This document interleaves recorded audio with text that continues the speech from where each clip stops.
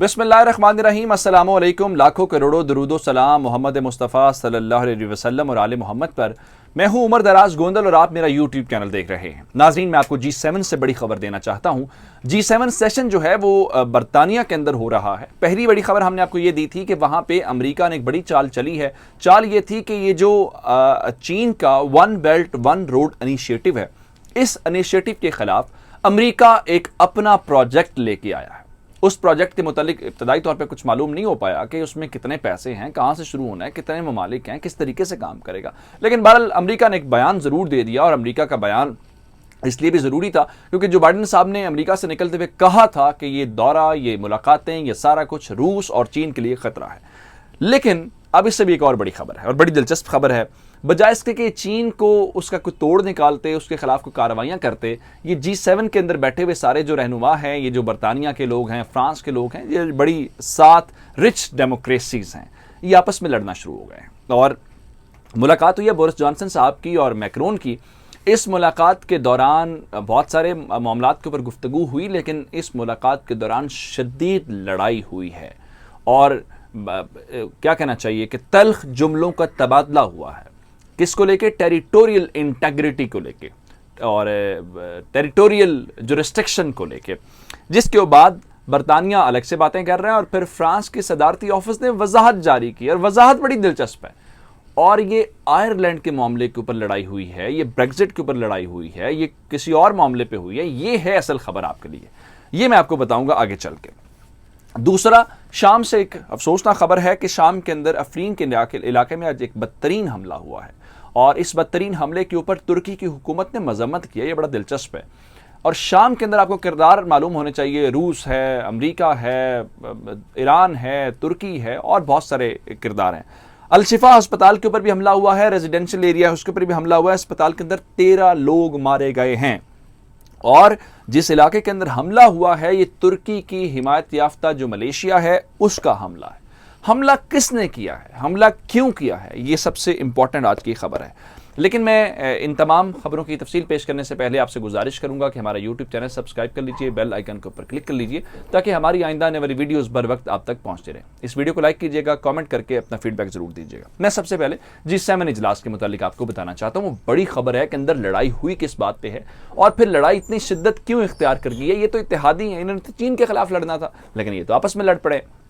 जनाब, मामला यह है कि G7 इजलास हो रहा है कॉर्नवॉल के अंदर, और वहां पे बहुत कुछ ऐसा है जो गैर रिवायती है। मसलन एक गैर रिवायती काम यह हुआ कि जो क्वीन एलिजाबेथ हैं वो आमतौर पे किसी का इंतजार नहीं करती, उनका इंतजार किया जाता है।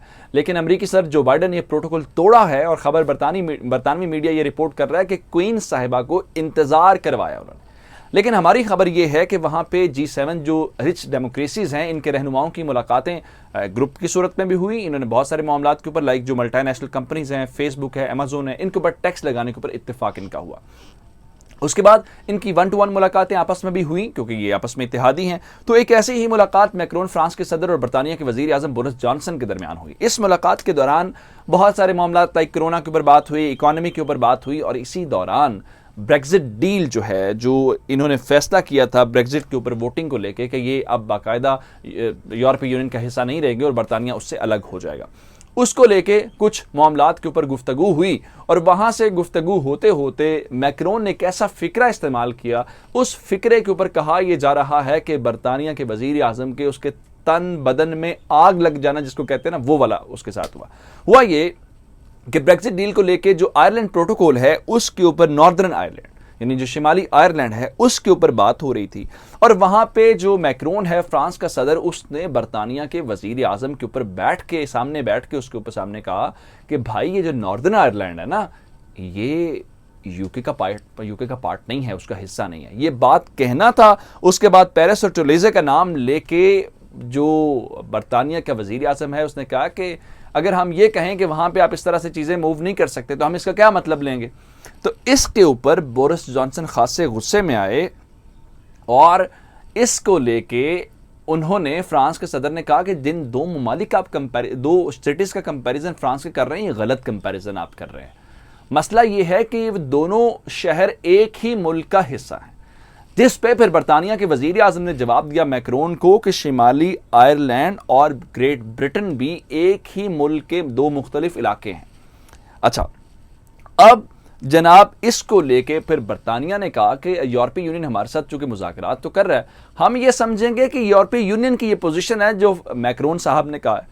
इसको लेके फिर मैक्रोन के ऑफिस से, यानी जो पैलेस है, सदारती जो पैलेस है, वहां से एक प्रेस रिलीज आई है और उस प्रेस रिलीज के अंदर बताया गया है कि जो मैक्रोन हैं, जो फ्रांस के सदर हैं, उनके बयान का मतलब हरगिज नहीं था। मसलन उन्होंने कहा कि हमने ये बात इसलिए की है चूंकि जो फ्रांस के दो शहर हैं ये तो एक मुल्क का हिस्सा है, लेकिन चूंकि जियोग्राफिकली हम डिफरेंस कर रहे थे कि आयरलैंड, नॉर्दर्न आयरलैंड तो एक आयरलैंड जो है वो एक आइलैंड के ऊपर है, तो हमने जियोग्राफिक चेंज की बात की थी या जियोग्राफिक डिफरेंस की बात की थी। इसको लेके ये तो हो गई हलचल। अब मैं आपको लेके चलता हूं शाम, जहां पे आज बहुत अफसोसनाक वाक़े दो पेश आए। अफरीन का इलाका है, ये तुर्की के साथ बॉर्डर के साथ मुल्का इलाका है और वहां पे दो हमले हुए हैं, आर्टिलरी फायर हुए हैं। पहले के अंदर जो रेजिडेंशियल इलाका है उसको निशाना बनाया गया, लेकिन जो दूसरा हमला था वो बहुत अफसोसनाक था क्योंकि एक हॉस्पिटल को निशाना बनाया गया और इस हॉस्पिटल के हमले के अंदर 13 लोग मारे गए हैं और इसमें 27 लोग जख्मी हैं, सीरियसली वाउंडेड हैं, उनको अस्पताल मुंतकिल किया गया। अल-शिफा हॉस्पिटल के ऊपर हमला हुआ और इस हॉस्पिटल के जो 2 डॉक्टर्स हैं वो भी मारे जाने वाले लोगों में शामिल हैं। शिमाली शाम के ये इलाका, अब आपको इसकी थोड़ी सी पोजीशन समझना ज़रूरी है, फिर आपको समझ आ जाएगी हमला क्यों हुआ है या हमला किसने किया। ये जो शिमाली शाम का इलाका अफरीन है, ये वो इलाका है जहाँ पे तुर्की के जो हिमायत याफ्ता लोग हैं वो इस इलाके को कंट्रोल करते हैं। यहाँ पे जो दूसरे YPG के लोग थे, जो जिसको अमेरिका एक लिहाज से सपोर्ट करता है, उन्होंने इस इलाके के अंदर उनकी मौजूदगी थी, लेकिन 2018 के अंदर तुर्की ने यहाँ पे ऑपरेशन किया और ऑपरेशन करने के बाद उसने YPG से ये इलाका जो है वो साफ करवा लिया। अच्छा, अब उसके अंदर जहाँ से फायर्स आए हैं, इस वक्त की जो इतलात हैं, जो आर्टिलरी फायर किए गए हैं, यहाँ पे कुर्दिश जो फाइटर्स हैं जिसके खिलाफ तुर्की मुसलसल कार्रवाइयाँ करता है, चाहे वो इराक के अंदर हो चाहे वो शाम के अंदर, वो हैं और शाम की गवर्नमेंट के कंट्रोल वाले इलाके हैं।